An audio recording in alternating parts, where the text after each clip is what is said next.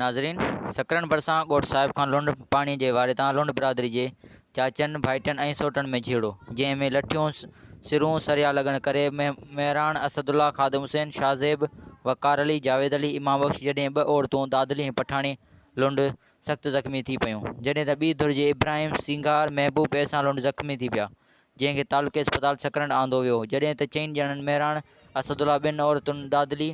ऐं पठाणी जी हालत सीरियस हुअण जे करे नवाब शाह उमाणियो वियो। ज़ख़्मी असद अली लुंड ॿुधायो त पाणी जे मामले ते असांजे चाचनि सोटनि लठियूं सरिया हणी असांजे घर में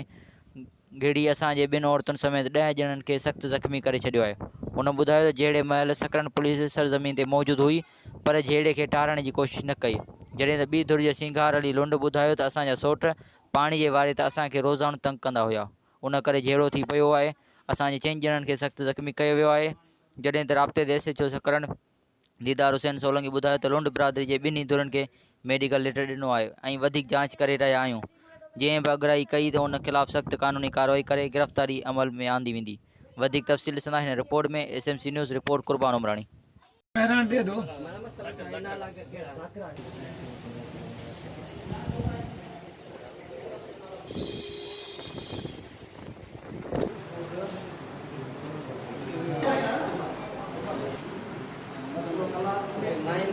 पुलिस वाली बुराई को नाम चला बना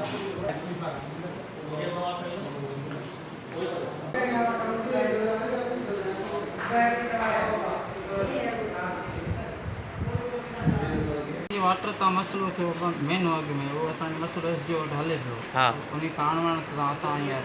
असा छोकरो रवां तो बधण उनी सा विड़िया उनी बाणी बाणी धक्के माइन सा असा केर विड़िया सूमर लुंड आई हाजी कोड़े लुंड सूमर लुंड हाजी कोड़े को असा वरी बई बाहर आसी छडाण आसी असा ते उन शहर में अची असा हमलो के बाहर असा के क्या मेरी सिस्टर जख्मी थे, मुझी मां के धक्के लगा गण अस्पताल में थे आई मुझी भाजाई आ उनी एते धक पाड़ी धक्के थे सरिया हो ये में डंडा यहां से कोई ते मुझे भाग के धक्के में